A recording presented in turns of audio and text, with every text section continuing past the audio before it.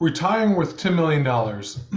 It is something that a smaller segment of the population is able to do, but there are those folks out there that are able to accumulate their wealth to that point. And so if you're retiring with 10 million bucks, then that presents its own challenges, its own responsibilities, and lots and lots of decisions. As you're aware, getting to that point has undoubtedly probably taken time, effort, and lots of risk taking.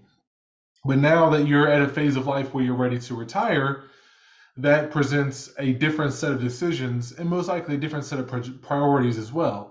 So I'd like to talk through a few key points on how to go about thinking about retiring with 10 million bucks or more. The first thing is it's important and vital to get clear about what your objectives are. Whenever you're at that range of wealth, you have almost unlimited number of options available to you. And with options, though, comes anxiety, comes decision fatigue, and it can become burdensome very quickly when you're dealing with that amount of wealth.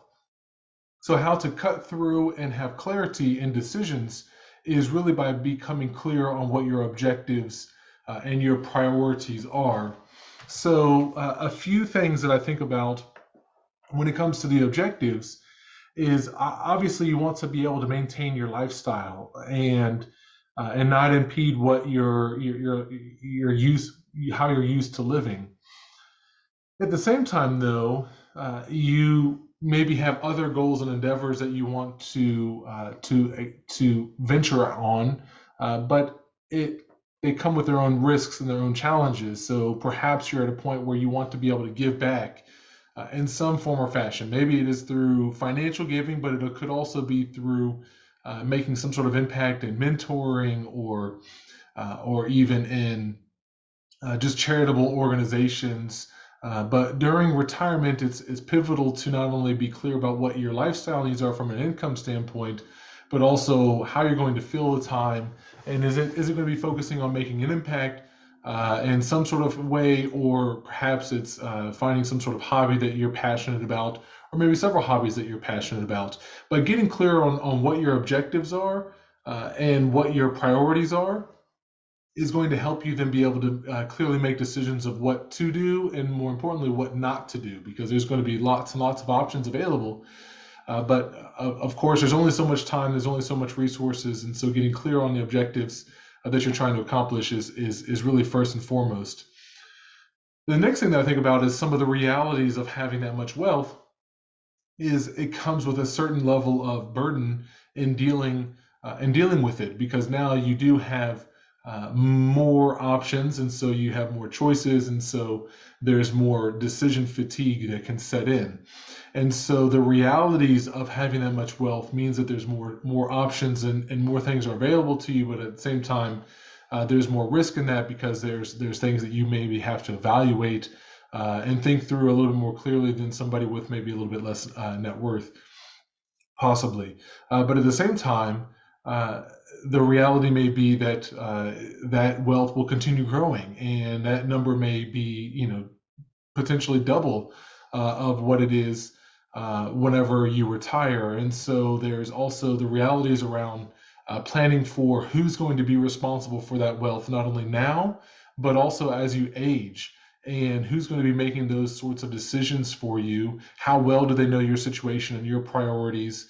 Perhaps it's your spouse, but in addition to your spouse, who else is going to be there to help you make those decisions that need to be made as far as which investments to choose, to buy, to sell, where's income coming from, how to handle taxes, paying bills, all of the things of the day-to-day regular ongoing maintenance of your life, thinking through who's going to be responsible maybe when you're unable to do so, or upon passing as well, and what are the ramifications of that to them and their situation. If it's your child, or if it's your children, what sort of burden is that going to leave to them to then have to be able to take on what you have been managing? And so thinking through the realities of life as well, and how those may play out, and then how you can position yourself to plan accordingly. Certainly, that may involving attorneys and things of that nature as well, but also just thinking through the reality of taking over that amount of wealth.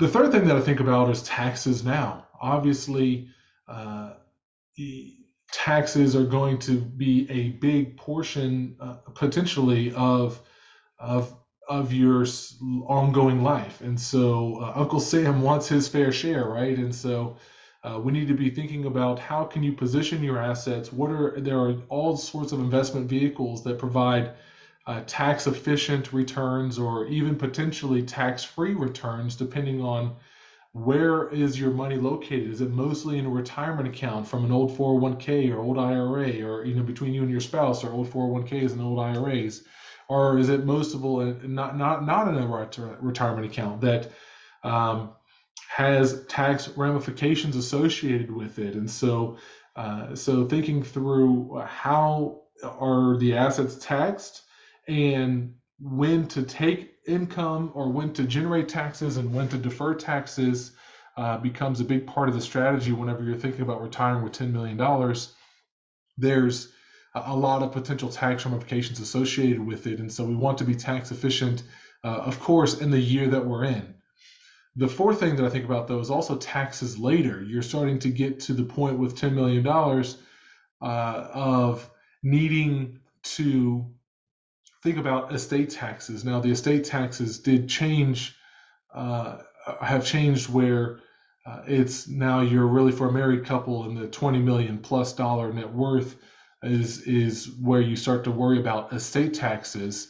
But even a simple thing like your retirement accounts, a traditional IRA or traditional 401k, that's going to be taxable to your children if you're leaving money to your children, or if you're leaving money to a person, that's going to be potentially taxable to them.